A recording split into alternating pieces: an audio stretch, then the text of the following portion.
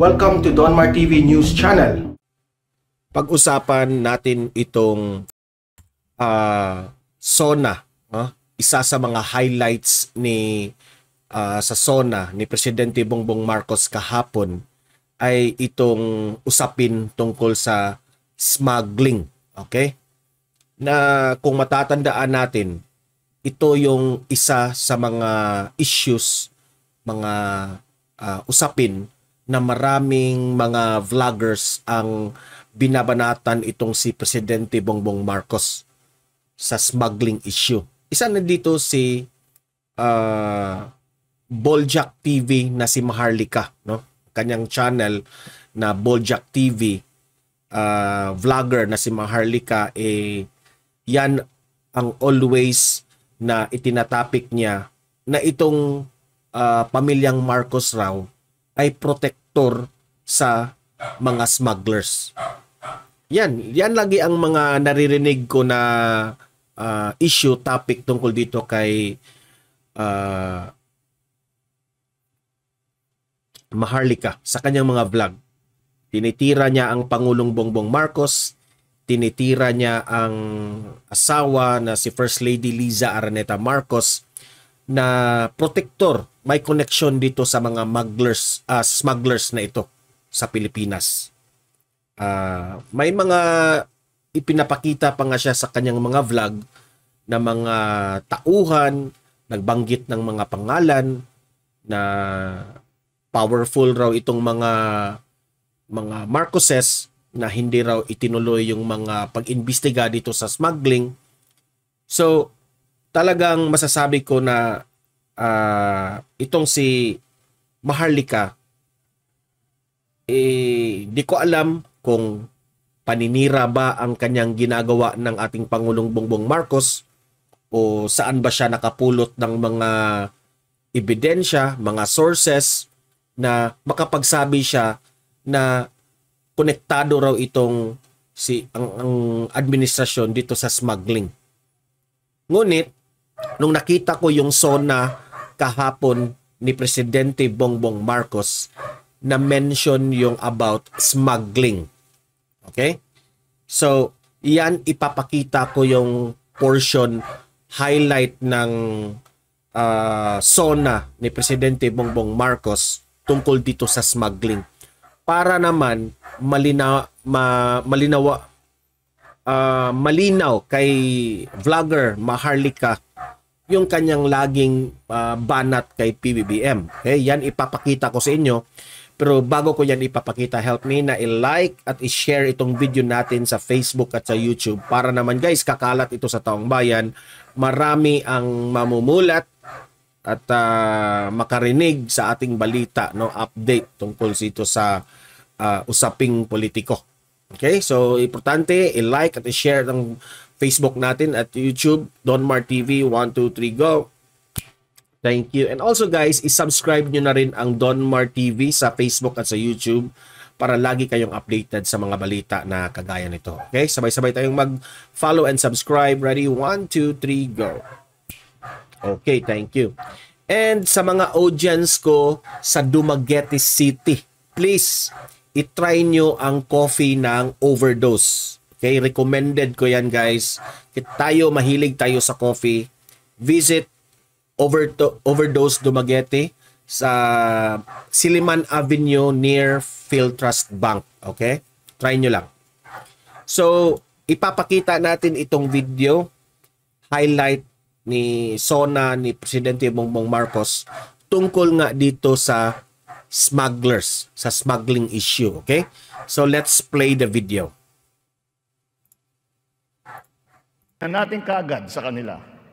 Isa sa mga dahilan ng pagtaas ng presyo ay ang mga smuggler, mga hoarder at mga nagmamanipula ng presyo ng produktong agrikultural. Hinahabol at ihaabla natin sila.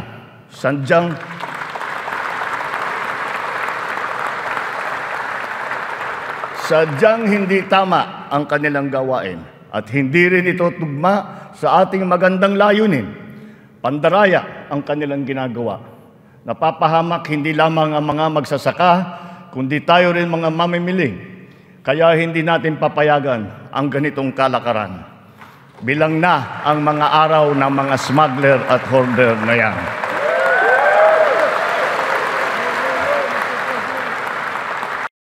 So, naghiyawan ang mga tao sa loob ng Kongreso, no?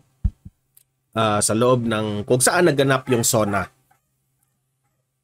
Ang sa akin dito, no? The way Presidente Bongbong Marcos deliver niya yung issue ng smuggling, gusto niya talagang yung lahat ng mga smugglers, sabi niya, bilang na ang mga araw. So that only shows na seryoso siya sa pagsugpo dito sa mga smugglers. Okay? So, sabi niya na ito ang isa sa mga dahilan bakit naghihirap ang agriculture natin, no? Na yun ang agrikultura ang isa sa pinaka importante sa Pilipinas, na dahil dito naghihirap ang taong bayan, naghihirap ang mga Pilipino dahil nga walang makakain. Yung ating supply ng pagkain medyo may kamahalan at kaya nga nagkaproblema dyan sa import at export dahil dito isang factor dito na malaki is yung mga smugglers. So seryoso si Presidente Bongbong Marcos dyan, nasugpuin yan. Ngunit itong si Maharlika, no?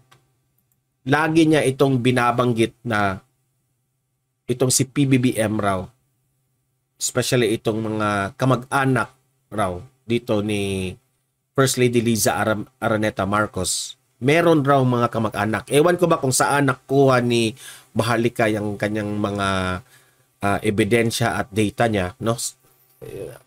Nagre-react lang tayo dito tungkol sa kanya. Kung saan man niya nakuha niya yan, o ayan, kung narinig nyo, Miss Maharlika, ang SONA ni PBBM, ano kaya ang maging reaction mo dito? Na PBBM is serious about this. Okay? Maraming ang nagtatanong mga audience ko, no? Yung nagme-message sa akin, shout out sa inyo ha. Bakit raw itong si Maharlika, lahat ng topic ng kanyang vlog itungkol dito sa smuggling na ini-connect niya, kinoconnect niya sa Marcos administration. Especially, iwan ko ba bakit sinabi niyang ahas itong si First Lady Liza Araneta Marcos, sinabihan pa niyang ang namumuno raw na presidente ngayon ay si F.L. Liza raw. Talagang masasabi ko, galit na galit siya dito kay First Lady Liza Araneta Marcos. Kinoconnect niya lahat. I-try nyo na bisitahin ang kanyang mga vlog doon sa sa channel niya sa YouTube. Lahat puro tira, wala nang positive na komentaryo ng administrasyon ni Marcos. And if you remember, kampi ito ng mga Marcoses. Loyalista ito noon. Ha? To the point pa nga na ipinaglaban niya, na inaway pa niya si former President Duterte noon, yung sinabi ni former President na weak itong si PBBM, na alam naman natin na yung pagsabi ni former President Duterte na weak si PBBM, part lang yun ng kampanya. Inamin yan ni PBBM. Okay? Strategy lang yun. No? Alam nyo naman, si Duterte, magaling yan sa strategy, maglaro ng politiko. Lahat naman yan, kinakagat ng mga taong bayan. No? Dinibdib nila yung weak leader na hindi nila alam kung ano ang tunay na ibig sabihin ni former President Duterte doon. Diba? So, sana naman itong si Maharlika, no? Ang ate lang hope dito sa vlogger na babae ito, isa itong sa mga senior vlogger, no? Nirerespeto natin noon ito, idol natin noon ito. Ngunit ngayon ayaw ko nang manood sa kanya dahil nga tira ng administrasyon. Ngayon, I hope naman dito kay Maharlika narinig mo ang sabi ni PBBM tungkol sa smuggling, no? At hindi na lang puro negatibo ang ibigay mo sa administrasyon ng ating bayan dahil hindi yan nakakatulong. Okay? Ang ating presidente, ito lang yung assessment ko sa isa sa mga topic issues ng SONA. Si PBBM strived hard na para umunlad ang ating bayan. There's no perfect president.